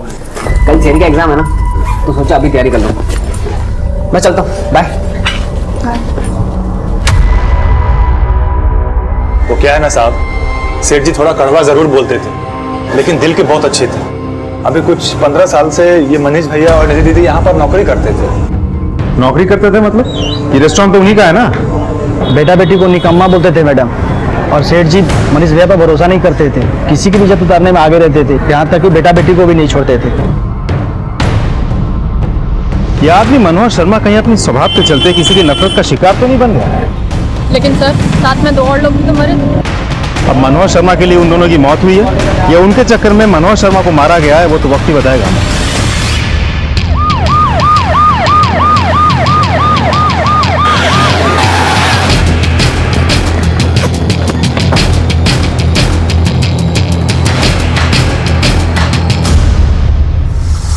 ये देखिए, बहुत ही बेरहमी से गला दबाया गया है। लेकिन सर इतनी बेरहमी से कान क्यों काटे होंगे? हो सकता है कान के जेवर निकालने के लिए। सर ये फोन मिला है, लगता है इस लड़की का है। इस नंबर को CDR में भेजो, सारे डिटेल्स निकालो। अब फॉरेंसिक टीम को बोलो, लाश को पोस्टमार्टम के लिए भेजो। जी सर। हाँ साहब, यहाँ का सेक्रेटरी मैं ही हूँ। डेवलपर का खास आदमी है भुवन रस्तोगी। 3 साल से मनोहर साहब के पीछे पड़ा है कंसेंट पेपर पे साइन कराने के लिए। रस्तोगी बोल रहा था अब तो बुढ़ी के मरने के बाद ही कुछ हो पाएगा। क्या है ना कि करोड़ों अटका हुआ है डेवलपर का। अच्छा एक बात बताइए, अब जब मनोहर जी नहीं रहे, उनकी डेथ हो गई, तो पेपर पे साइन कौन करेगा? कौन करेगा? बेटा बेटी। और सॉरी, बेटी तो मर चुकी है, मनीष ही करेगा। उसको तैयार भी कर लिया है रस्तोगी ने। सर रिंग जा रही है, रस्तोगी फोन नहीं उठा रहा है, लगता है फरार हो गया सर। मुझे तो लगता है सारा खेल फायदे नुकसान का है। फायदे और नुकसान का? ऑफ कोर्स, घर पे बाप का कंट्रोल, रेस्टोरेंट पे बाप का कंट्रोल, रीडेवलपमेंट बाप की वजह से रुका। मनोहर की मौत से मनीष, रस्तोगी, तुलसी और ना जाने कितने लोगों को फायदा हो सकता है। तो फिर बहन क्यों मारी गई सर? देखा जाए तो सबसे ज्यादा फायदा मनीष ही को है, क्योंकि कोई अब हिस्सेदार ही नहीं। एक काम करो, ये सारे घर वालों के कॉल रिकॉर्ड चेक करो, इनके मूवमेंट्स पे नजर रखो। इस परिवार से जुड़े हर एक इंसान की पूरी कहानी चाहिए मुझे। सर। हाँ कम है। सर ये मनोहर के बैंक अकाउंट के डिटेल्स। इस अकाउंट में पिछले 1 हफ्ते में कोई भी पैसा डिपॉजिट नहीं हुआ है सर, लेकिन हाँ मनोहर की बीवी के जेवर लॉकर में मौजूद है। हो सकता है मनीष को इस बात का पता ना हो, या फिर पैसों को लेकर हमसे कुछ छुपा रहा हो। Sir by the way, Manish का भी एक सेविंग अकाउंट इस बैंक में है। उसके अकाउंट के ट्रांजैक्शन पर नजर रखो। मुझे पूरा अंदेशा है कोई ना कोई हरकत जरूर होगी।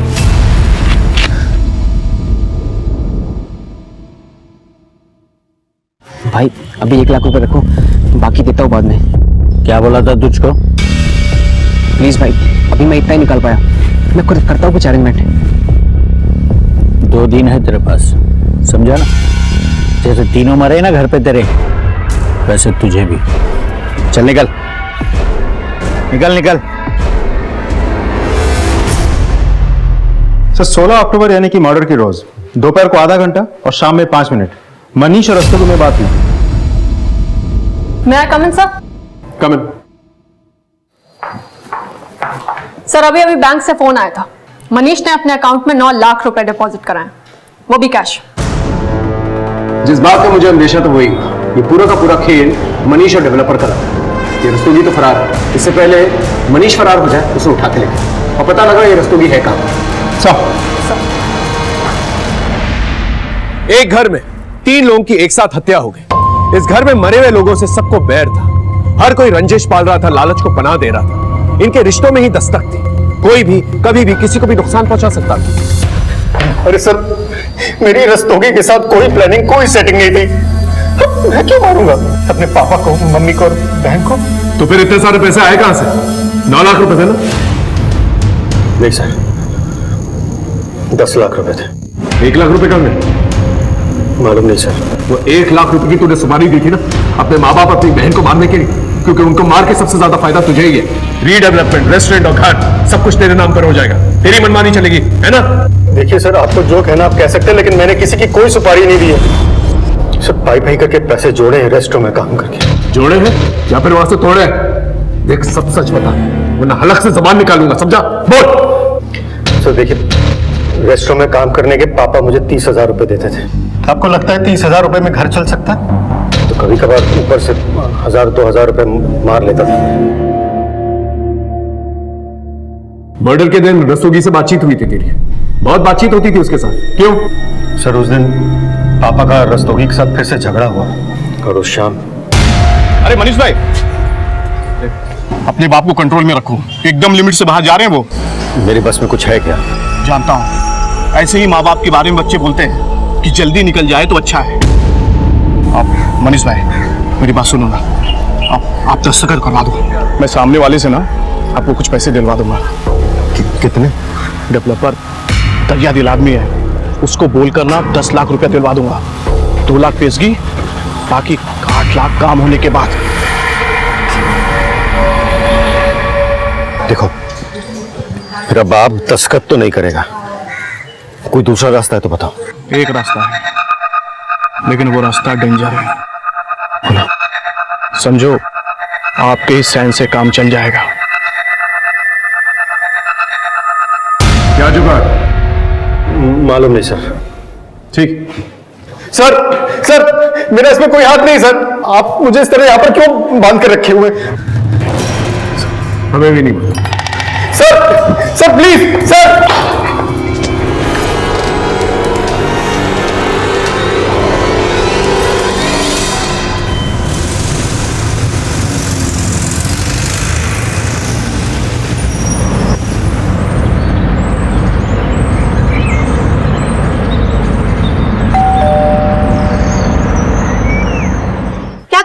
मैडम आपका पार्सल। नहीं, हमें कोई पार्सल नहीं चाहिए। जिसे पार्सल चाहिए वो अंदर है।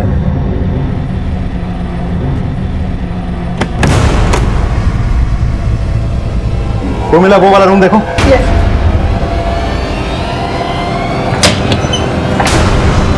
हो गया, चले। ये क्या बोल रहे सर, मैं छुपा थोड़ी ना था, वो तो मेरा ही घर था। और सर ऐसे 4 घर है मेरी दिल्ली में। मनोहर शर्मा को, उसकी बेटी को, उसकी बीवी को तूने मारा था या फिर सुपारी दी थी? ना तो मैंने किसी को मारा है, ना तो मैंने सुपारी दी है। देख, 3 दिन की रिमांड ले रखी है, सच सच बोल दे, वरना और भी तरीके आते हैं हमें। सर वो मनोहर 3 साल से साइन नहीं कर रहा था सर, रीडेवलपमेंट पेपर पे। वो सब हम जानते हैं। उसके बेटे के साथ क्या प्लानिंग कर रहा था तू? वो भी कानूनी रास्ता था, अपने बाप को पागल डिक्लेयर करना चाह रहा था। और सर वो मनोहर पागल ही था सर। देख, तू अब हमें पागल बना रहा, समझा? सर तुलसी को मेरठ में देखा गया। सर, अरे सर मेरी बात सुनिए। अरे वाह, इतने सुंदर झुमके। मुझे तुमसे एक बात कहनी है। मैं तुम्हारे बच्चे की माँ बनने वाली हूँ। तो अब ये शादी ना करने का कोई बहाना नहीं चलेगा।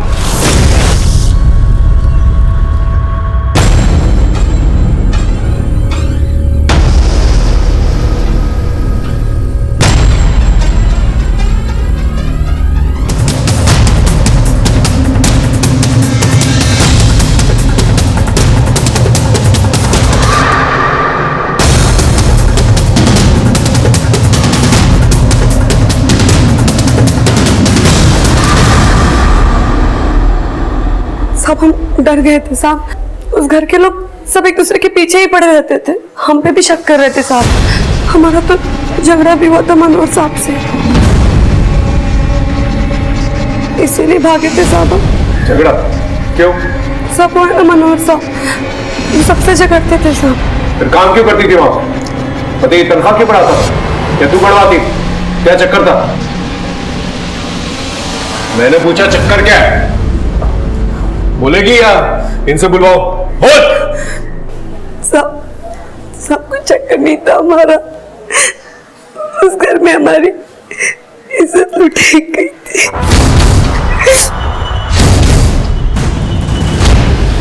क्या? किससे? मम्मी, मैं अंकित के पास जा रहा हूँ, आता हूँ। तुलसी, मैं जरा मार्केट जा रही हूँ।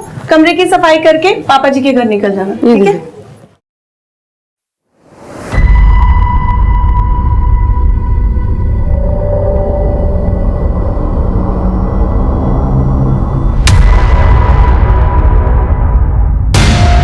ये बात मैंने पापा जी को बता दी। तू मेरी औलाद है या पिछले जन्म का दुश्मन? ये औरत अगर बाहर चली गई, बात फैली तो इज्जत किसकी उछलेगी? हमारी, क्योंकि तेरी तो कोई इज्जत है ही नहीं रे। बस आप इस बात को यही रफा दफा कर दो। ऐसे कैसे इस बात को यही रफा दफा कर दे पापा जी? इज्जत तो हमारी लुटी गई है यहाँ पे। इंसाफ अब आपको दिलाना होगा। तुलसी, मेरी बात सुनो। नहीं पापा जी। अच्छा एक बात सुन तो लो, नहीं समझ में आया तो जो तुमको करना है वो करना। आओ आओ तो सही, मैं समझाता हूँ। आओ। देख तुलसी, हम मानते हैं कि तुम्हारे साथ जो भी हुआ है गलत हुआ है। तो तुलसी, ये मर्द जो है ना कुत्ता होता है, बिल्कुल कुत्ता। मारा उसने, तुम्हारे सामने थप्पड़ मार दिए। तुलसी ये रखो, ये कुछ पैसे रखो, तुम्हें हमारी कसम है। पकड़ो पकड़ो, और देंगे हम। तुम चाहोगी उतना, पर आज के बाद तुम हमारे घर काम करोगी, पर कहीं और काम नहीं करना है। मुंह है तो बात कहीं ना कहीं कभी ना कभी मुंह से निकल जाती है ना। लेकिन अगर ये बात बाहर किसी को मालूम पड़ी तो मनीष का तो जो होना है वो होगा ही, और तुम्हारी इज्जत भी जाएगी। तुम्हारे साथ जो हुआ वो अपराध था। तुमने पुलिस में कंप्लेंट क्यों नहीं की? सब हमें अपनी बात में फंसा लिया था पापा जी ने, अपनी इज्जत की दुआई देके। तुम्हें क्या लगता है ये मनीष ने अपने माँ बाप और अपनी बहन को मारा? पता नहीं साहब, उस घर में सब एक जैसे हैं, बच्चा हो या बड़ा। मतलब? वो मनीष का बेटा विशाल, पापा जी सबसे ज्यादा उसे ही मानते थे, और वो पापा जी से हमेशा पैसे मांगते रहता था, और पापा जी उस पे हजारों लुटाते थे सब। इतने पैसों को करता क्या था? पता नहीं साहब, स्कूल में है मगर बड़ों वाली सारी बुरी हरकतें हैं उसमें, और एक नंबर का बिगड़ैल है सर। और एक बार तो साहब से उसने 2 लाख रुपए मांगे। टीचर ने 2 लाख रुपए मांगे। इनका स्टेटमेंट लो और इस मनीष के खिलाफ रेप का केस दर्ज करो। सर मुझे समझ में नहीं आ रहा, इतने कम उम्र के लड़कों को इतने पैसों की क्या जरूरत आन पड़ी? ड्रग्स का तो कोई चक्कर नहीं है। सर कहीं ऐसा तो नहीं कि विशाल ने अपने दादाजी से पैसे मांगे हो, दादाजी ने पैसे देने से इनकार कर दिया तो उसने दादाजी को मार दिया? ये बात तो विशाल ही बेहतर बता सकता। उसे उठवा। सर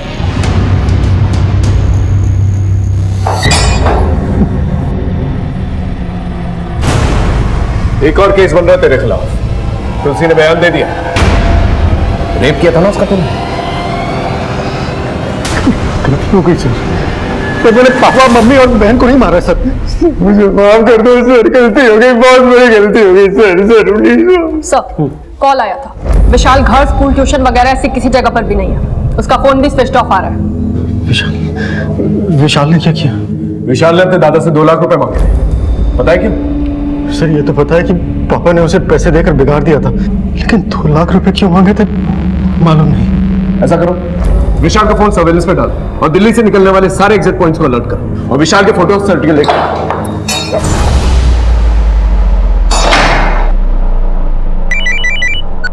हाँ सिंह बोलो। सर अपना खबरी चंदू बता रहा है कि निधि और शुभम के बीच कुछ तो चल रहा था। दोनों को कई बार एक साथ देखा गया है। इस शुभम से पूछताछ करो, पता करो मामला क्या है। ऐसा कोई मामला नहीं था साहब। दरअसल निधि दीदी अपने पिता और भाई के स्वभाव से परेशान रहती थी, इसलिए वो हमसे बात करके अपना दिल हल्का करती थी।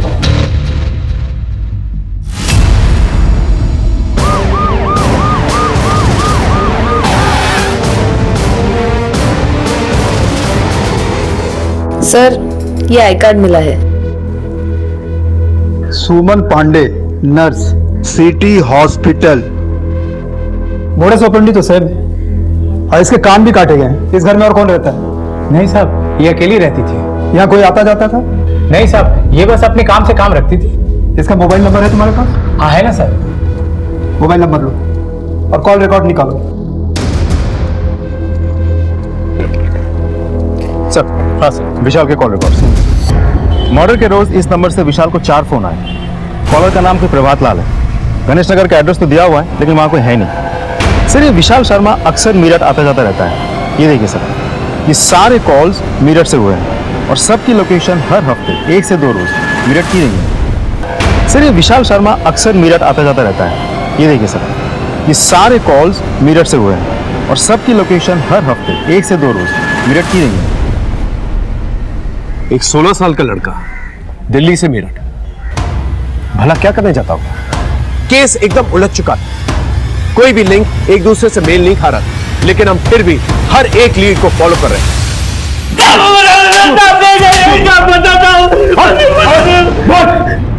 साहब वो मैं विशाल को लड़कियां सप्लाई करता था साहब। लड़कियां? कब से? साल भर से। यहाँ दिल्ली में? नहीं साहब, विशाल हफ्ते के हफ्ते मेरठ ही आता था साहब। शुरू में बराबर पैसा देता था, बाद में उधारी में आ गया साहब। 2 लाख रुपए बकाया था, इसीलिए 16 तारीख को मैंने उसको फोन किया था। लड़कियां पैसा मांग रही थी साहब। परसों उसने 1 लाख रुपए लाके दिया और बोला 2 दिन में देता हूँ, फिर फरार हो गया साहब। हम लोग भी उसी को ढूंढ रहे हैं साहब। परसों मिला था तुझे? सर विशाल मेरठ में एसपी रोड पे अपने दोस्त के घर में। मेरठ पुलिस को अलर्ट कर साहब।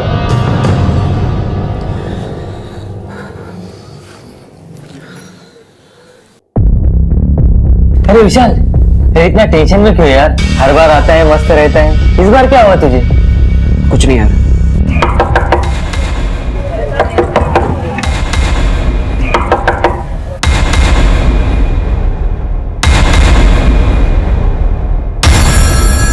क्या हुआ सर?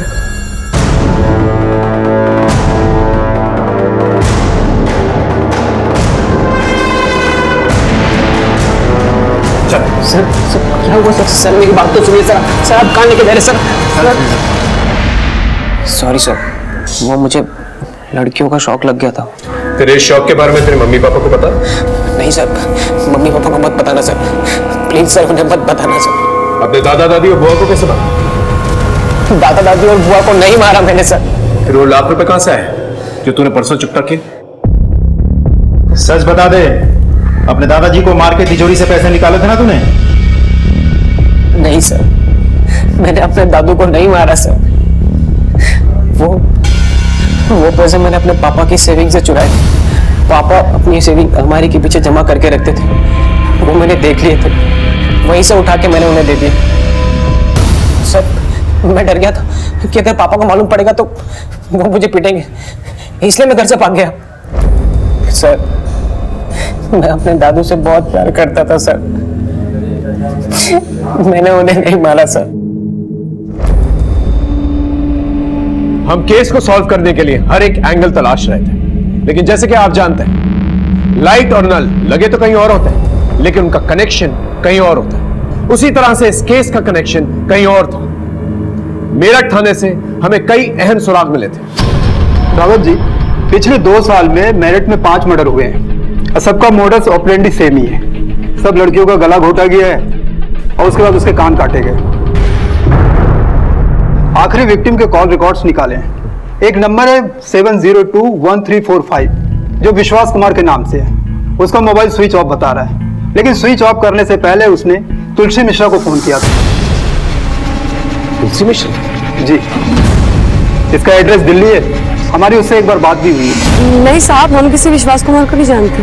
देखो सच सच बता दो, विश्वास पर मर्डर का केस चल रहा है। उसने तुमको फोन किया था, ये रिकॉर्ड है मेरे पास। नहीं साहब, आपको कोई गलतफहमी हुई है। हम नहीं जानते किसी विश्वास कुमार को। ठीक है, अगर वो दोबारा तुमको फोन करता है तो मुझे बताना। मेरा नंबर सेव करो। जी साहब, जी साहब। उसका नंबर सर्वेलेंस पे भी डाला है, लेकिन अभी तक कोई लीड नहीं मिली है। ये तुलसी मिश्रा घरों में काम करती है। ये केस के सिलसिले में हमारे यहाँ आई है। इस विश्वास कुमार की क्या हिस्ट्री है? पता नहीं सर। तुलसी का फोन स्विच ऑफ आ रहा है।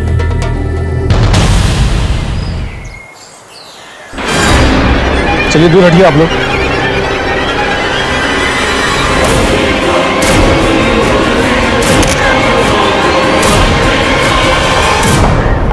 सर, मुरादनगर में एक औरत की लाश मिली है। हाथ पे टैटू है, तुलसी मिश्रा। सर कोई विशाली विश्वास कुमार तो नहीं है? वो भी तो मेरठ जाता था। ये विश्वास कुमार तुलसी के टच में था और अब तुलसी मर गई है। इस तुलसी के कॉल रिकॉर्ड दोबारा से चेक करो। वहां के मर्डर्स और यहाँ के मर्डर्स में कॉमन लिंक तुलसी है। इसी के जरिए हमें पता चल सकता है कि मनोहर, उसकी बीवी और उसकी बेटी को किसने मारा। मनोहर उसकी फैमिली से जुड़े सभी लोगों के कॉल रिकॉर्ड्स दोबारा से चेक करो, शायद कुछ मिल जाए। सर, अब मामला कुछ कुछ साफ होने लगा था।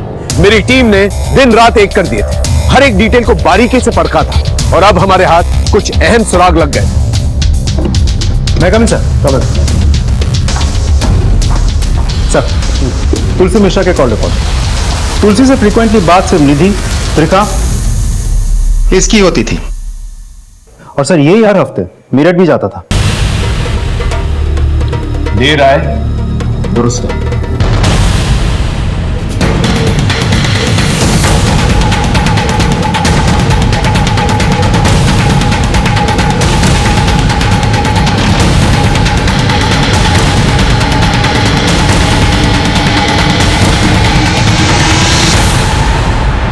पूजा पाठ कर ली?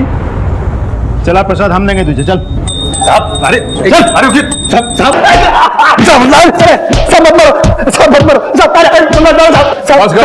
बस अब सच सच बता, बोल। बताता हूँ साहब। अब हम क्या बताएं साहब, बचपन में ही अनाथ हो गया था। सारी गलत हैबिट हमको लग गई। कक्षा 10 तक पढ़ाई की, फिर उसके बाद आउट, फिर धीरे धीरे लड़की लोगों से दोस्ती हो गया हमको, उनकी लत लग गई।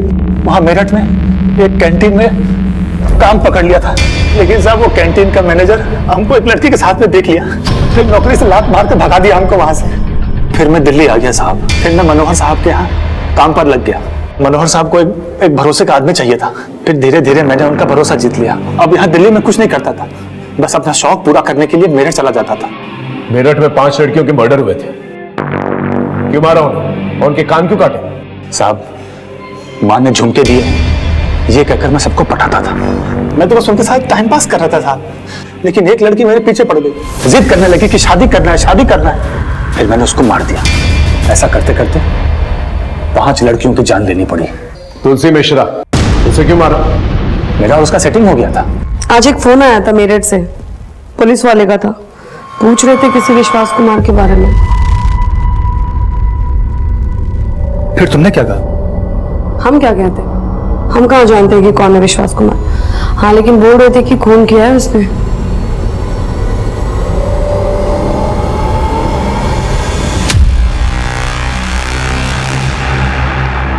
वो लोग जिस नंबर की बात कर रहे हैं वो नंबर तुम्हारा है ना?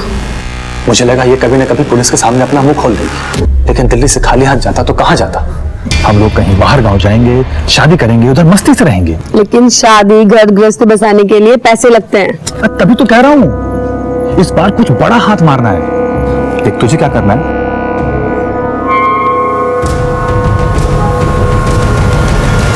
लेकिन हमारी एक शर्त है, कोई खून खराबा नहीं। प्रॉमिस। ये ले उस घर की डुप्लीकेट चाबी, लेकिन जो हमने कहा था याद है ना? हाँ, टेंशन मत ले।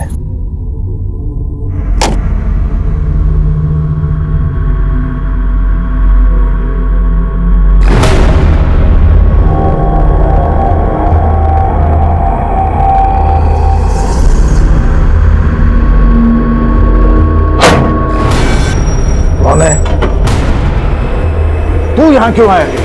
चोरी करने आया है कमीने? रुक!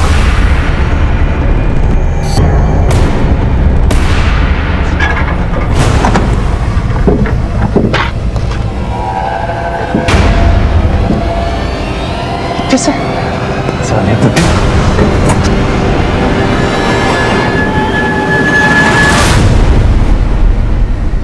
फिर तुलसी गायब हो गई और जब आप उसको ढूंढ करके लाए उसके बाद हम तुलसी को मिले थे। तूने कहा था कि कोई खून खराबा नहीं होगा, तीनों को मार दिया तुमने। अरे बाबा वो एक्सीडेंट था, गलती से मर गए। गलती तुमसे नहीं हमसे हुई है और अब हम सुधारेंगे अपनी गलती। हम सब बताएंगे तुम्हारे बारे में पुलिस को। तू बस देख अब। तुलसी मेरी बात सुन।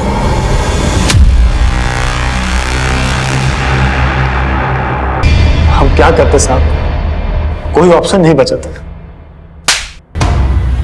हमारे पास ऑप्शन है, फांसी का फंदा। साहब, साहब, देखा आपने इस केस में कितनी दस्तकें थी। मनोहर ने अपने बेटे से ज्यादा शुभम पर भरोसा किया। वो अपने पोते को हजारों रुपए देता रहा बिना ये जाने कि उन पैसों का करता क्या है। मनीष ने अपने बाप की दौलत ही नहीं लूटी बल्कि तुलसी की इज्जत भी लूटी। लेकिन तुलसी ने अपने पर हुए इस दुष्कर्म को छुपा के रखा। यहां तक कि जब शुभम के बारे में पुलिस से पूछताछ भी की, तुलसी ने इस दस्तक को अनसुना कर दिया। त्रिखा ने अपने मुजरिम पति को पनाह दी, उसी गलती पे पर्दा डाला और यही सेम गलती मनोहर ने फिर से दोहराई। लोग गलतियों पे गलतियां करते चले गए, दस्तकें इग्नोर करते चले गए और नतीजा आपसी रंजिश का किसी और ने फायदा उठाया। निधि और निधि की मां बेमौत मारेगी। कभी भी कोई अनजान इंसान से दोस्ती करने से पहले उसे जान लेना बहुत जरूरी है। ये गलती कभी भी जानलेवा साबित हो सकती है। फिर मिलेंगे एक नए एपिसोड के साथ। तब तक देखते रहिए क्राइम पेट्रोल दस्तक। मकसद बताना नहीं, बचाना है। क्राइम पेट्रोल के ऐसे ही मजेदार एपिसोड्स देखने के लिए हमारे चैनल को सब्सक्राइब करें